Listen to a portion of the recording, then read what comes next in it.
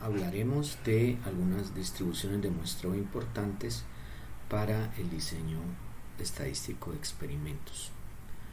La primera de estas distribuciones es la distribución chi cuadrado.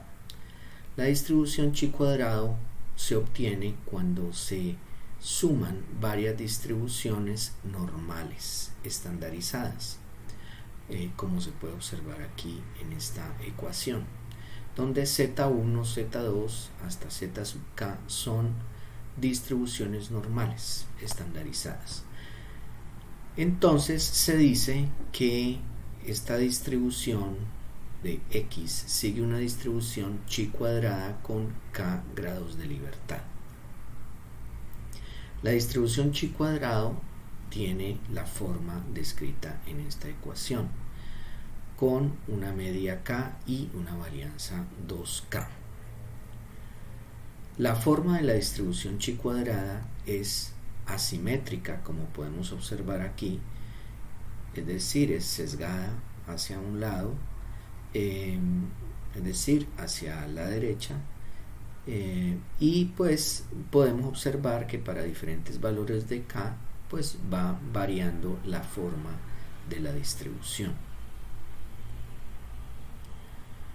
Entonces podemos decir que se obtiene una distribución chi cuadrado cuando se tienen sumas de cuadrados. Un ejemplo es cuando se tiene una suma, como en la siguiente expresión. Aquí tenemos una suma de cuadrados sobre la varianza al cuadrado. En este caso, aquí tenemos esta diferencia en este caso sería el valor de cada dato con respecto a la media muestral, y esta sumatoria de estos cuadrados pues me arrojaría una forma de una distribución chi cuadrado con n-1 grados de libertad, y se utiliza para hacer pruebas de bondad del ajuste. Es decir, una de las principales aplicaciones de la distribución chi cuadrado es para hacer pruebas de bondad del ajuste, es decir, pruebas en las cuales queremos determinar si un histograma que hemos obtenido de unos datos se parece o se puede decir que se ajusta a una distribución de un determinado tipo.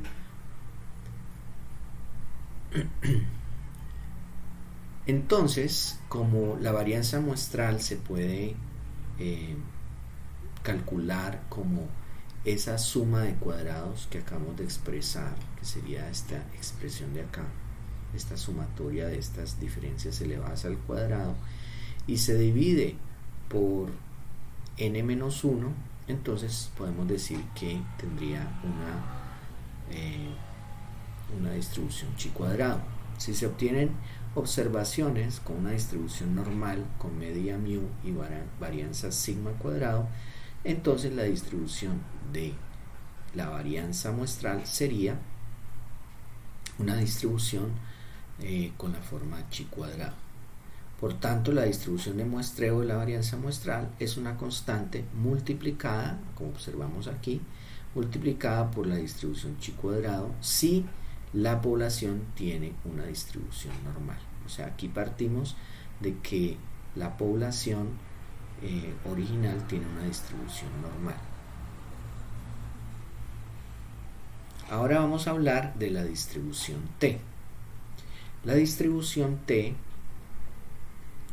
aparece porque para poder aplicar el teorema del límite central, recordemos que el teorema del límite central dice que cuando se tienen 30 observaciones o más, ya podemos asumir que la distribución de probabilidad de los datos va a tender hacia una distribución normal. El problema sucede cuando no tenemos un número suficiente de datos, o sea, no tenemos 30 o más datos. Entonces, esto digamos que hizo que se buscase alguna distribución que pudiese resolver este vacío que teníamos para hacer ciertas pruebas como las que veremos en los ejemplos. Entonces, al no tener suficientes observaciones y no conocer la desviación estándar poblacional, entonces no se podría utilizar la distribución normal para hacer las pruebas de hipótesis. Por tanto, aparece la distribución T. La distribución T tiene, digamos, se calcula, o el parámetro T se calcula de esta manera. Se toma, pues, la diferencia de la media muestral menos la media poblacional, se divide por la desviación estándar dividida sobre la raíz de n, que es el error estándar. Entonces, esta distribución T se utiliza cuando no se conoce la desviación estándar poblacional y cuando el valor de n es muy pequeño. Entonces, para esta distribución T se tienen pues variaciones considerables dependiendo del número de muestras que se tengan para un determinado experimento.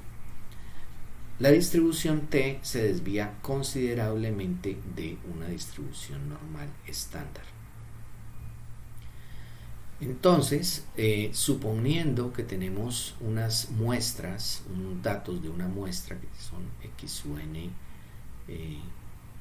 o N datos, entonces se tienen estos datos de la muestra para una distribución normal con media desconocida y varianza desconocida. Entonces, esta cantidad que hemos ya descrito, este parámetro T, tiene una distribución T con n-1 grados de libertad, donde la forma de la distribución es esta que observamos acá. La expresión para la distribución T es esta que observamos acá.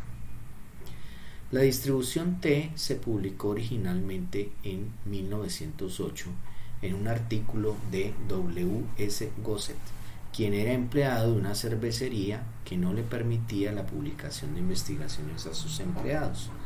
Para evadir esa prohibición, Gossett publicó su trabajo bajo el nombre de Student. Por tanto, a la distribución T también se le conoce con el nombre de T de Student. La distribución T la podemos ver como la división entre una variable normal estándar, z, sobre la raíz cuadrada de una distribución chi cuadrada. Y en este caso, entonces, podemos observar que para diferentes valores de k, pues va variando la distribución T. Podemos hacer pues las siguientes observaciones con base en este dibujo. La distribución T, entonces podemos observar que es simétrica, ¿sí?, alrededor de una media 0, igual que la distribución normal estándar. También ambas tienen forma de campana, como pueden observar. Y la distribución T pues tiene una característica, y es que es más variable, es decir, la probabilidad de las colas es mayor que la de la normal estándar. Si observamos aquí, la normal estándar se alcanzaría con un K de infinito, que sería esta de acá, y observamos que esta curva va decayendo mucho más rápidamente que las distribuciones T para otros valores de K, ¿sí? Entonces, esa distribución T tiene unas colas que caen de pronto más lentamente que la distribución normal.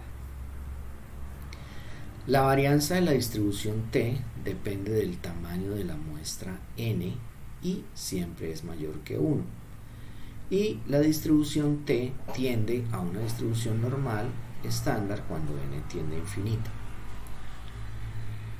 Otra distribución muy utilizada en el diseño de experimentos pues es la distribución F. La distribución F entonces la podemos obtener como la división de dos distribuciones chi cuadrado, la primera de ellas en el numerador con U grados de libertad y la distribución chi cuadrado del denominador con B grados de libertad.